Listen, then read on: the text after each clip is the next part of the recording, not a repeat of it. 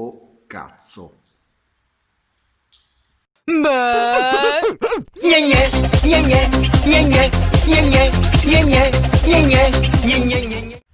Allora il mondo, sabato 23 gennaio 2021, aspetta un attimo.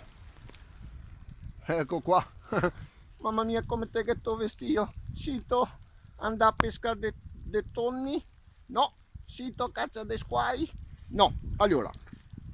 Allora, me ne stavo tranquillamente seduto sul divano a leggere le frasi dei più grandi filosofi e pensatori di questo mondo, no? Gente come Emerson. Fermo vedere Emerson, perché qualcuno sa chi che sia Emerson. Ecco Emerson.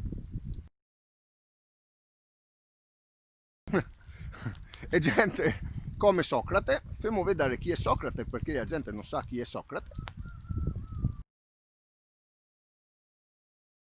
Eccolo qua Socrate. Socrate scrisse una bellissima frase, no? Tipo, le parole troveranno credito quando i fatti daranno certezza. Quindi io pensavo, no, ma visto che c'è qualcuno che naviga nel web, no, qualche webete che dice che mi diverto solo se fago fatica, devo che credito alle sue parole. Quindi oggi moi e Milady, fermo vedere Milady, se noi bugiare dice che su bugiaro, nonostante il diluvio, ci facciamo il nostro bel giretto e adesso siamo qua, Torre de Dante, che avevamo già fatto il Colle Roigo e adesso continuiamo il giretto.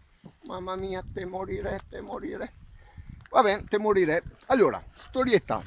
Tantissimi anni fa, no, insieme a degli amici che saluto, Yuri, il Caramella e il Seda, abbiamo tentato di andare in Slovenia a fare un giretto, però in nega mandare in Rio alla frontiera come profughi perché uno che aveva la carta d'identità disintegrata, non mi ricordo chi, e moi che aveva scadua, quindi niente, in negare manda in Rio. Allora abbiamo optato per un giretto a grado e là ho visto una scena bellissima, una frase bellissima, ho sentito che mi porterò dietro per tutta la vita, tipo eravamo in un bar a bere un caffè e fuori c'era un signore in sedia a rotelle, no? Una bella sedia a rotelle, quelle elettriche. Non mi ricordo il nome del tipo, però mi ricordo la frase. Si avvicina una signora che fa: ma cosa fai qua? Dovresti essere a casa. E questo che fa: voglio morire all'aria aperta. Spettacolare, cazzo, voglio morire all'aria aperta. Sta qua sarà la fine che voglio fare mi. Perché come disse il dottor Guevara, no, benvenuta sia la morte se ci sorprende nel campo di battaglia. Quindi mi dico benvenuta sia la morte se mi sorprende facendo fatica. e niente, ognuno ha la sua visione della vita. C'è gente che crede che vivere sia magari passare gli ultimi 10-15 anni della propria esistenza dentro un ospizio, no? Su una sedia a rotelle con la copertina squarciata attaccata in bottiglie di medicine o con le sbarre sul letto. Ma ognuno è libero di pensarla come che vuole, ma sinceramente, ripeto, preferisco che il momento in cui Caronte viene a prendermi per portarmi dagli al di qua agli al di là, che sia un momento dove so devo fare qualcosa che mi piace. Quindi, sfidando la morte, adesso mio e Milady continuiamo il giretto sotto il diluvio.